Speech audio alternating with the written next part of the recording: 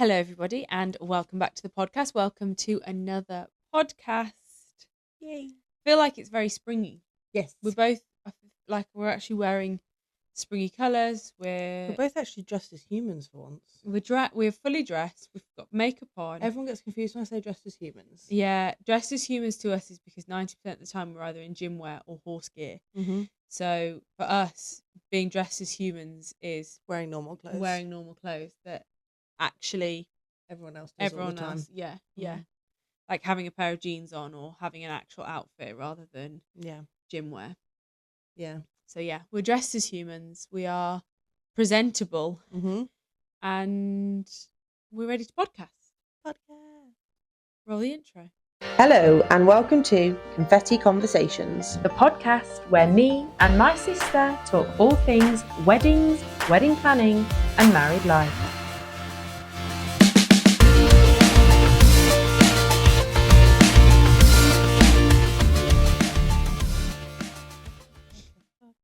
Okay.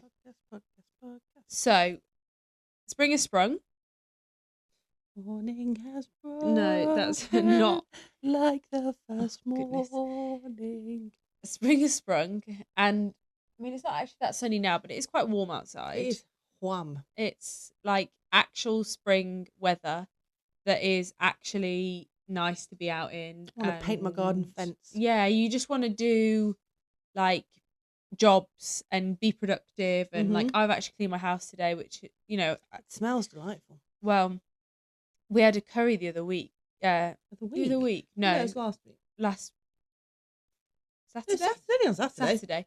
But it just sticks around, doesn't it? Yeah. Like no matter what you do, it just everywhere smells like that. I like eating fish. I just don't like my house smelling of fish. Yeah, exactly. But you just kind of we've just like tidied the house together, and it feels so fresh. And because I've not felt very well, it does make you feel better. Get the Dettol spray on everything when you've been poorly. Yeah. Everything's just clean. Everything just looks so much nicer. There's a couple of things I wanted to do. Like I wanted to scrub this sofa. I've got like a carpet spray, and I just wanted to scrub this sofa, but I knew that we'd be sitting on it, so I need to do it in the morning. Yeah. And then come back. Go to work, go to work and then come back in the evening. But yeah, it just feels a lot brighter, a lot lighter. It feels. Clocks have changed later. Like last night, Sam didn't realise that because it was Monday night last night, just for context. And the clocks changed on Sunday, and he didn't realise that it was like 7:30. Yeah, and we'd like not made tea or anything. And he was like, I went up to him and I was like, it's 7:30. And he was like, what? Like, how? So yeah, it is a lot brighter. It's a lot nicer, and we just want to talk a bit about spring weddings. Yay. So I had a spring wedding, but mine was like later in the spring. So to me, when I talk about seasons, I talk quite literally about seasons. So like for me, winter is December, January, February. Yeah. Spring is March, April, May. Yeah. Summer is June, July, August. And then autumn is September, October, November. Yeah. So I think technically that is correct. It's actually, I think, a little bit later. So it's like halfway through December. Yeah, but to me, roughly, yeah. I'm like, each month is like, you hit the 1st of December and you've hit winter, even though it might have been cold and rainy and snowing in November. To me, still, November is autumn. Yeah. So as soon as you hit March, I mean, we're nearly in April. It's April tomorrow.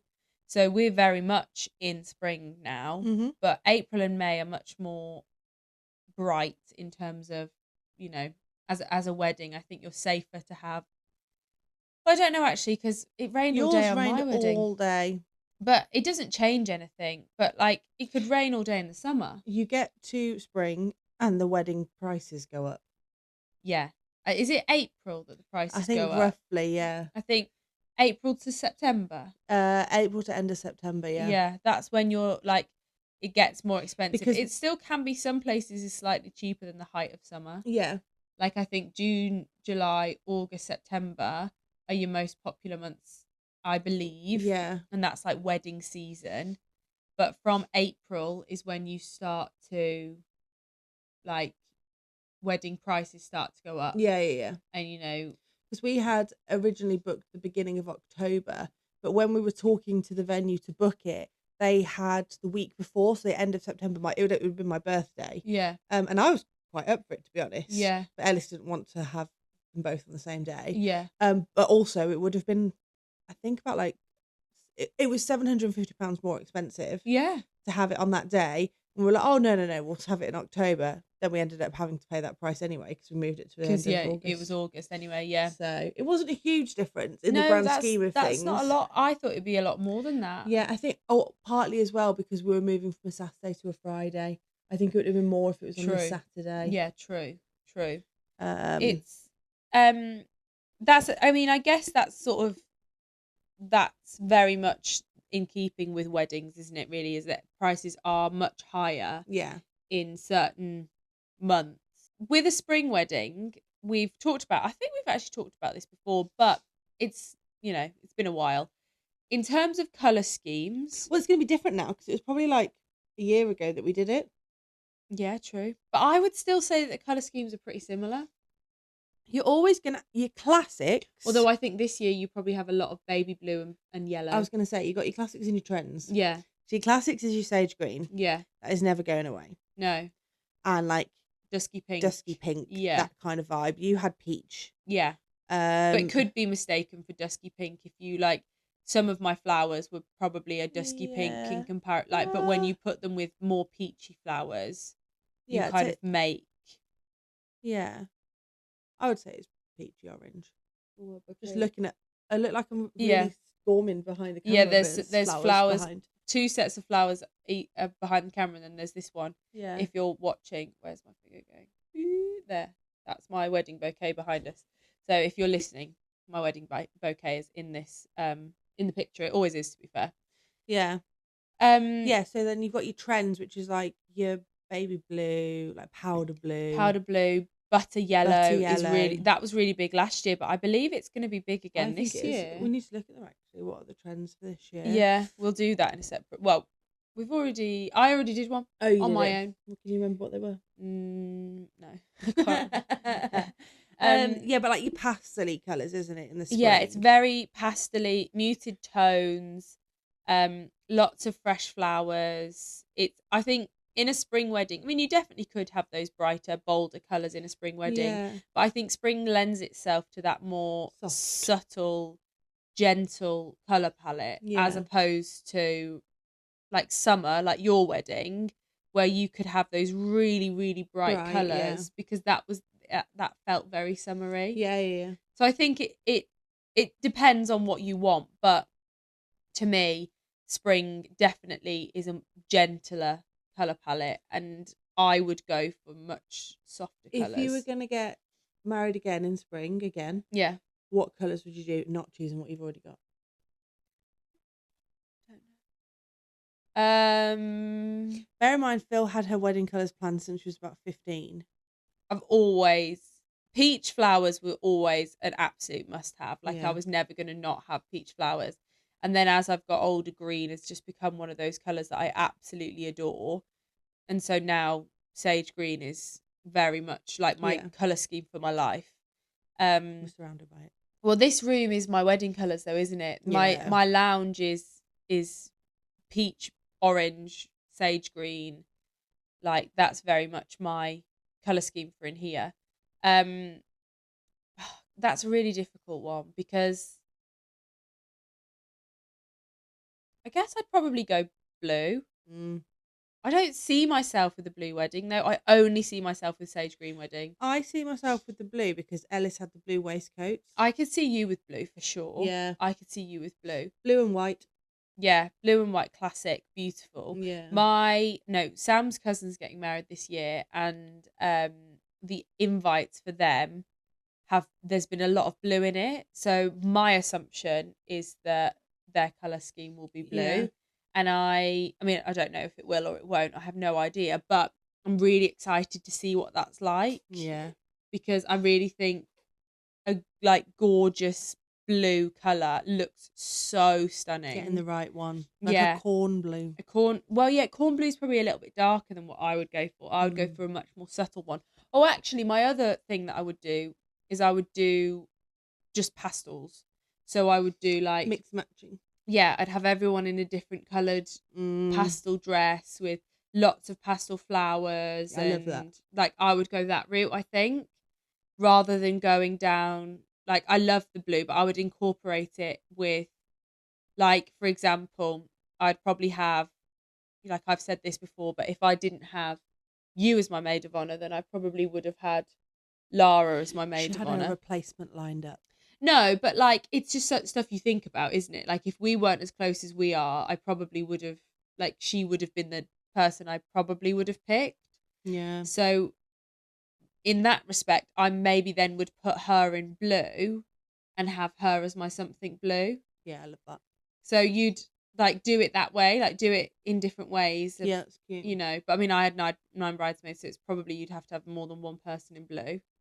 It would have been a lot of the royal bloody wedding. Yeah, it would have been a lot of different colours. I think we would have had to have more. Yeah, you would have done. Like, we wouldn't have just been able to have one person in blue. Mm. But yeah, I think I would go for in the theme and style of, like, if you look at my wedding dress, like, if I was to keep every other aspect of my wedding the same apart from the colour scheme, yeah, I feel like that would go really well with it. Yeah, yeah. I'd probably have, maybe not bunting, but I'd probably have some form of, like, you know how I did, so for my 30th, I did a bow garland, and it was just basically like a piece of string. Ribbons, wasn't it? With bows, like, yeah, ribbon, bows tied, and it was really long, and it was lovely. I really loved it. And I think if I was, you know, for a party or somebody's baby shower or something, I would definitely do it again, because I absolutely loved doing it. It was good fun, wasn't it? Yeah, I loved it. Well, you were doing it whilst we were trying to build nursery furniture. Yeah. But I would definitely do it again, because it looked so pretty. Yeah, yeah. And like made such an impact with not a lot of time, effort or money. It was like, I got the ribbon, I think, from, what's it called? The Range, for £1, but it was really effective. But I'd do it with bigger bows if I was doing like my marquee. But I would do something like that in the different pastels. Like, I would, you know, make some sort of garlandy thing with that. Yeah, I was looking at your flower garlands the other day whilst I was in the garage. They're still in the. Oh yeah, the circles from the roof. Yeah. Yeah, I would do something coming from those. Yeah, like dangling down. Yeah. Oh, that would be cool. Yeah. Our venue had drapes that went across the. Can you change the colour of those drapes, or are they always white? I don't know, but you can change how you have them. Oh, okay. I don't know about colour. I do think having, like, in a venue like yours, which was quite, it's not industrial, but it is industrial, if you understand, like, if you get what I mean, where you have like a lot of brick, and then beams, having that draping just really softens the space, and it looks so lovely, and like makes it much more of an intimate event. I really want to. Can someone I know get married where I got married? Because I just want to go back and be a guest again there. Yeah, I love your venue. It's so lovely. It was so much fun. Yeah. We went for lunch at the other hotel we were going to stay at. Oh, yeah. And I really wish we all stayed there rather than doing what we did. Oh, really? So I don't know if we've talked about it before, but for the wedding, on the night before, just the bridesmaids and my parents stayed. Our parents stayed, which was lovely. But then the night of, it ended up just being us.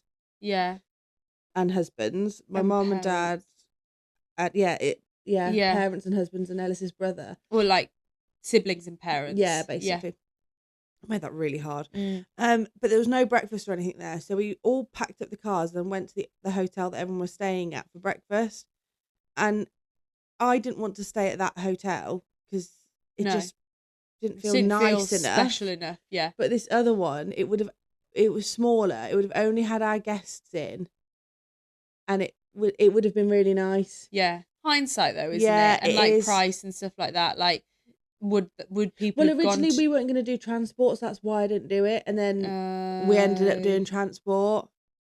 It worked really well, your transport, actually, but this is not Mom's friends, heroes. Yeah, this is not about your transport. We're talking about spring weddings anyway. But in terms of venues for spring weddings, not stately homes personally. No, I think you do want somewhere that you can see outside, in my opinion. You want to see the lambs running around. Yeah. Like, to me, if you want to utilise the season that you're getting married in, like if you're getting married in for me personally, if I was getting married in like October, I would want somewhere with beautiful trees and leaves on the floor, and I would want to utilize the time of year. Yeah. Like in the winter, I think I'd want somewhere really cozy and somewhere where you don't want to be outside because you have everything you need inside. Yeah. And then like for spring, I think you want the element of the outside being inside. Yes. Like for me, I had the whole wall was see-through essentially. So you could literally see, obviously it was raining, so it's slightly different, but you could see all the way out. There was lovely views once it cleared up. Yeah, exactly. And like the photos you can get in the area is beautiful, but like I love the idea of having sort of bringing the outside in, especially if you're doing a wedding like mine, which was quite soft and gentle and very floral and you know, and I think spring does lend itself to things like that. And I think when you're choosing a season to get married in, I do think thinking about your wedding as a theme, the season does like matter. Yeah. I think your wedding, is a spring summer venue. You wouldn't want to have, personally, I wouldn't want to be there in the winter. No, I agree. It would feel colder than it is. Yeah, I agree. And then my venue, I think, is quite like early spring, late summer, autumn, because of the way that courtyardy, grassy area is. It feels quite cozy. Yeah. Even though it's outside, because you can still be outside if it's nice weather, and then the inside is quite cozy. Yeah, no, I agree. To describe it. No, I agree.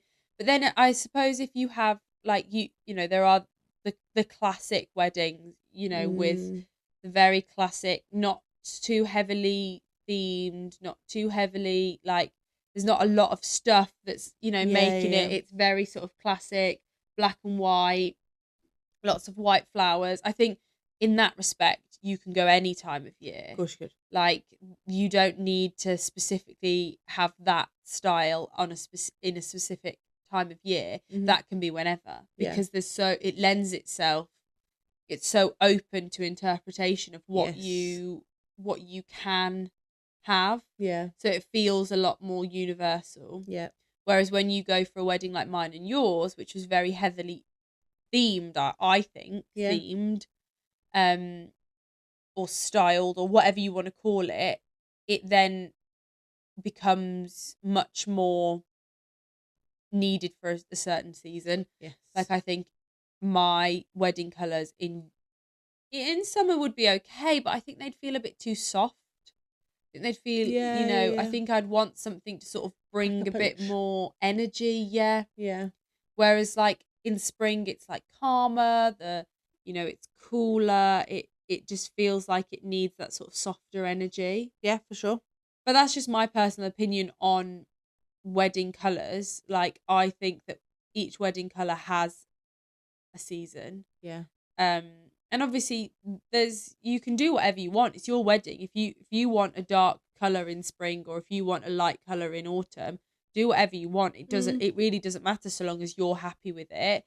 I'm just sort of going on if you don't know what colour scheme you want and you don't know when you want to get married, these are things that I would consider to sort of make it a more sort of elegant and timeless. Yeah. Because, my colour scheme, or like, in my opinion, a pastel blue colour scheme with autumn leaves all around doesn't feel like it's not what I would want. No, I get what you mean. Okay, so we talked about colour schemes. Yeah. So ceremonies are ceremonies. Yeah. Like, they're so important, but they're their own thing. Yeah, yeah. Drinks reception. Oh, yeah. What would your spring drinks be? Have a wet weather plan. Have a wet weather plan. Have a wet weather plan any time of the year, any place, wherever. Make sure there is an option that if it doesn't go to plan, the original plan, then you have a second option, because there's nothing worse than that sheer panic of, well, where on earth are we going to have this? Yeah. Where on earth are we going to have this drinks reception? Yeah. What are we going to do? Did you know your wet weather plan? No, I didn't. Yeah, because of yours, a lie, I knew mine. That's a lie, actually. I didn't know it until the day. Oh no, we knew. Yeah, so when we got there, I think they probably had briefly mentioned it. If it is raining, then you'll be here. Yeah. Like they probably did when we first went, but we didn't really pay attention to it because we weren't really thinking about it. No. And because we were hoping it wouldn't be raining, that we just sort of not ignored it, but because we didn't really think about what a wet weather plan would be. We didn't want it to be wet. We never really sort of elaborated on that conversation. No. So when it came to the morning of the wedding and it was raining, and I was like, oh no, it's raining. Oh, that's annoying. My coordinator was like, don't worry, we have a wet weather plan. When you get back from the church, somebody will direct you to where the drinks are, wherever that may be. And then, reiterated it'll either be in here or you'll be in your original plan, which is on the lawn. And I knew at that moment there was no way we were going to be having our drinks on the lawn. Well, you could have done, but everyone's shoes would have been ruined. The gents' trousers would have been soaked. Because it had just been so wet all morning. But he said to me, do you want me to move anything into that barn? Actually, no, I don't think he even asked me. He just did it. Yeah, they were really good. He just moved a welcome sign in and just had it there with all the setup. And then they moved it back into the marquee afterwards. They were really, really on it. And I think especially when it's raining and it's not what you planned and all that kind of stuff, they're very good at making it as seamless as possible so that you don't feel that oh God, it's raining. Yeah. They're really, really kind in that respect. As we fully knew ours. That's good. And to the point of if it was raining on the morning, I would have moved some decorations around. Yeah. To dress it. But it was such a cool room anyway. Would your drinks reception have been in I think it's called the Great Hall or something. Oh, I don't know where that is. So you walk through it to get to the moat bit. Oh right, okay, just in that area. Right, oh okay. That big old Yeah. Oh okay. That with a big fireplace. Yeah. And lovely. That's gorgeous. For an October wedding, they were like, if it's cold, they would have lit the fire. Yeah, that would have been nice. That, yeah. Love that. Well, at least that's semi where you were planning on having it. I mean, to be honest, I think most people, when we went into our drinks reception, people started getting tables. Yeah. And I think a lot of people thought that we were in there and we just hadn't done a seating plan. Because people were getting their tables and being we're staying here all day. And I was no, this is just the drinks reception. Yeah. I understand why, because they were, there were round tables with tablecloths on, and there were some flowers in the middle of them. Yeah. Which weren't mine. They were just what was there. But yeah, for drinks reception, have your wet weather plan. It is vital. I think Pimm's or lighter cocktails. I personally, spring is not an Aperol Spritz time for me. It's an all year time. Yeah, no, I agree, and I love an Aperol Spritz, and I will definitely always drink an Aperol Spritz if I'm handed one. I mean, to be fair, one of my friends got married beginning of March, and she had Aperol Spritzes for her welcome drinks, and they were amazing. But for me, I hear mine were amazing. Yours were very good, yeah. I had probably enough for you and 3 other people, but there we go. And there was loads left over still. Loads, yeah. They really, the drinks. That's something that your venue does very, very well. Yeah. The drinks receptions are always really well stocked. Yeah. And we didn't go crazy. We didn't feel with the numbers. They just kept pouring, I think. Yeah, well, there was plenty. And same for table wine. More than plenty. Yeah. To be fair, I think table wine, because you plan for half a bottle per person. 90% of the people don't drink half a bottle of wine at a wedding. So but what I don't like is when you've paid for it and they don't give it. Oh, they put all of ours just out on the tables in the evenings. Yeah. They didn't take. Some places take your wine away. Yeah. They didn't take ours away. No, that's one thing I said. Don't we've paid for it. That's That's that, and that people are entitled to drink it. If not, I'll take it home. I've paid for it. Yeah, absolutely. But I think a lighter cocktail for me would be my preference, like a Pimm's, Prosecco. Beers are standard, aren't they? But... Yeah, I think you have to cater for everybody. So I think Bramble. something fruity. A Hugo. Yeah. That's always a good shout. That feels slightly more springy than an Aperol, but still on the same vibe. Yeah. Or a limoncello spritz. Yeah. I feel like that would be quite nice. Something lighter. Yeah. And I like the idea of like acoustic music. Like I wish I'd have, because our band, you could have paid for them to have done the whole day. Yeah. And they'd have done your drinks reception and then they'd have done your evening. But I wanted it to be like, oh my God, how amazing is this band in the evening? Yeah. Not, oh, we've already seen these guys today. Which I know that you wouldn't feel that way because they're so good. You would just, like, everybody would just love them regardless. And they'd be like pleased to see them because it'd be a different vibe. Yeah. But I just wanted it to be like, and now it's, here's the band kind of thing. Yeah. But I do like the idea of like soft music during the drinks reception. Or, I mean, a magician's always good. But that's standard. That could be any time of year. If you can't afford a magician though, do the peg game. Yeah, the peg game was really good. That was really good.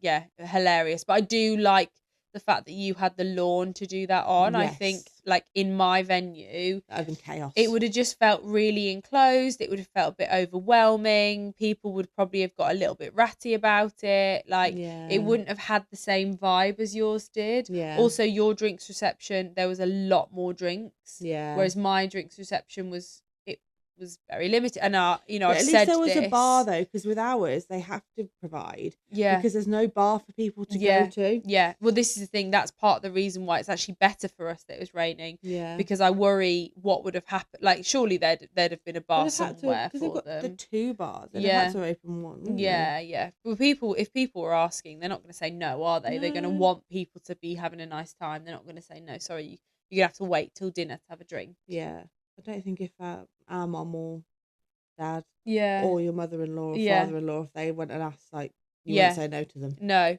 Well, the good thing that my venue did is they did table service. So they would come to your table and serve you drinks. Yeah, they were so good. And like, or I think actually there was a QR code. Don't recall. I think you could order drinks and Ellis was going bring them. Yeah, well, to be fair, they were well staffed. The bar was never busy, but it was very well used for sure, because we had plenty of drinks. Mm-hmm. Right, we've done drinks reception, snacks, food. Yeah, food. We're hungry, so this could go deep. Canapes, definitely. I think always in a drink reception. I think it's such a long morning for people. Yeah, but I don't feel that canapes are seasonal. Like, I think have whatever. Like, we had Yorkshire puddings. I think we had, because they're little light bites. Sausages. Like, I don't think they're seasonal. I think you just have whatever you fancy with a canapé. I don't think it's like whereas with your meal, I do think that there is a sort of need for it to be a bit more seasonal. Yeah, I had pies. I mean, you would have chosen pies anyway, regardless, I think, because of how nice it is. Yeah, they were good. Really good. And I would, okay, maybe if the day was hotter, you might have been a bit like, no, pie's a bit heavy. But problem is, you choose so far in advance. Like, you even if it's going to be a hot week and it's an unexpected hot week, for example. Yeah. Like, what are you going to do? You can't change it. Yeah. We had a summer barbecue. Oh, God. Yeah, and I was really worried. When we went to the food tasting, I was really worried that there wouldn't be enough food. I was like, oh God, it like felt a little, not stingy. It just felt like there could definitely have been more. I think that whenever you're doing a grazing or sharing thing, it doesn't feel enough. Yeah. And then you finish eating and you're like, God, I'm stuffed. Well, they did one of everything for everybody. Yeah. So there was like one piece of chicken, I think we did like lamb koftas, one bit of halloumi. Yeah.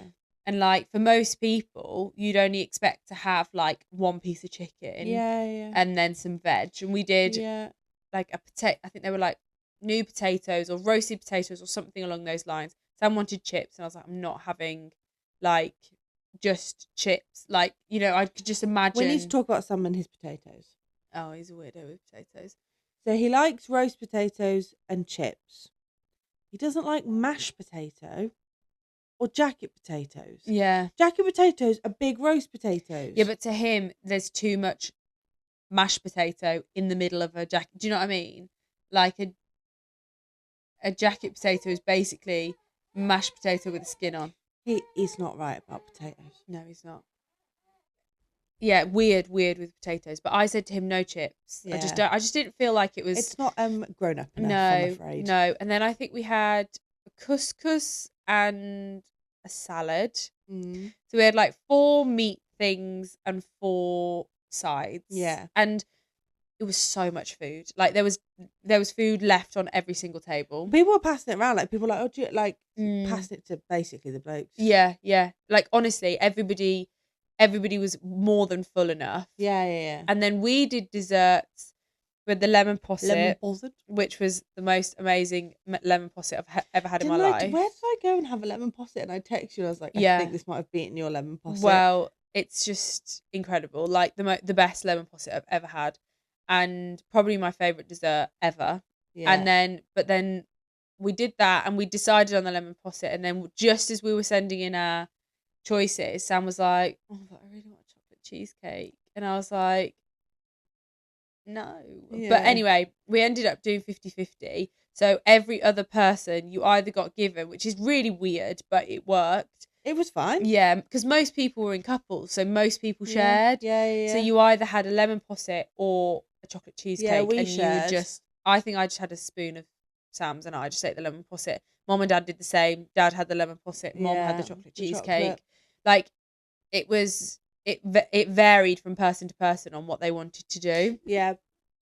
But so our food was very light, springy, summery, summer barbecue vibes. Yeah. Like, you know, those early barbecues that you have when when the sun's nice and warm, you got a glass of Prosecco and it's like, you know, you still have to go inside because it gets cold quite quickly, but you've got like blankets and stuff on, and that was the vibe that we went for. Very relaxed, very much like sharing. Everybody needed to chat about it, and I've had mixed sharing things. Well, I do think that sharing matters on the table. I don't think personally that sharing on a long table works because nobody knows where the cutoff point is. Do you know what though? At your wedding, the caterers were like, there is this much coming. Yeah. So there's this much between how many of you. Yeah. Whereas I've been to other ones and they haven't said Explained how many it's between. Yeah. And because it takes a while for the food to come out, obviously they're not magic. Yeah.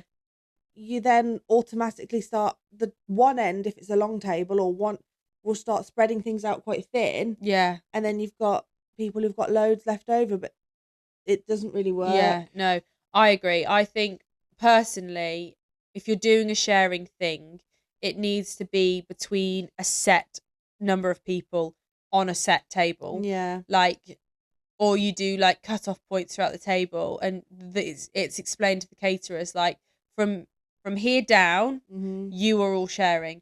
From here to here, like, no one would be offended if someone came around and literally told you that. Like, these are your new friends. Yeah. This is who you're sharing with. How I would do it is do like colours, like different dishes, like have sets of dishes for different colour, like which is probably quite complicated.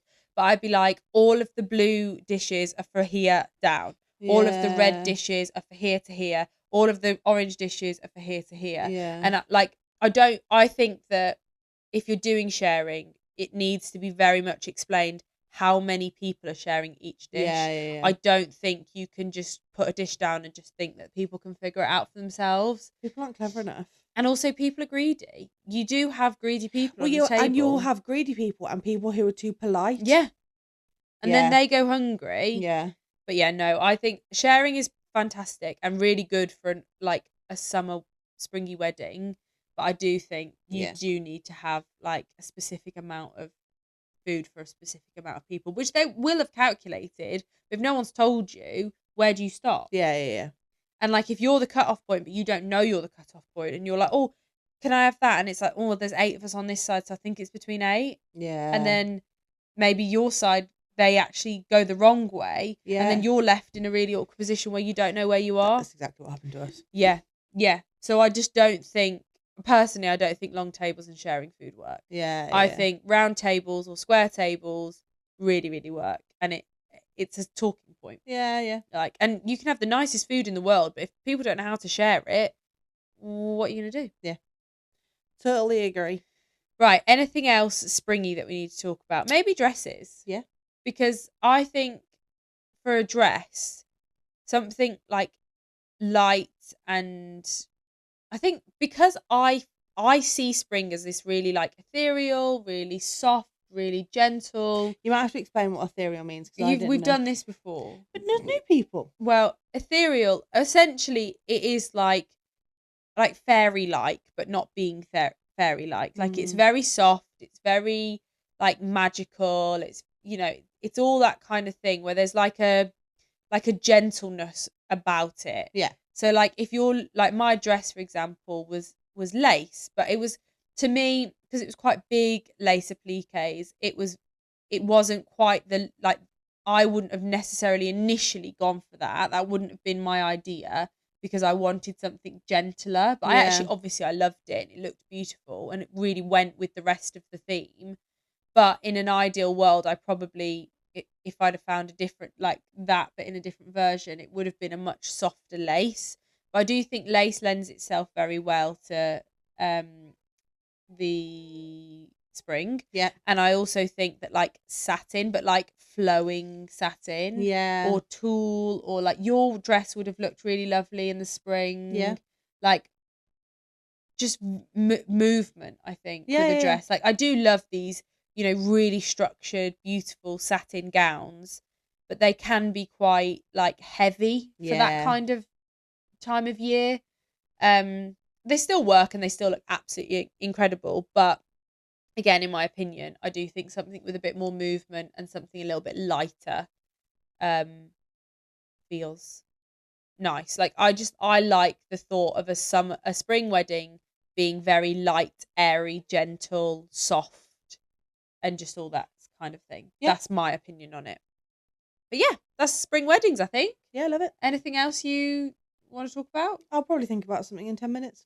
Well, that's no good, because we're going to turn the podcast off. Yep.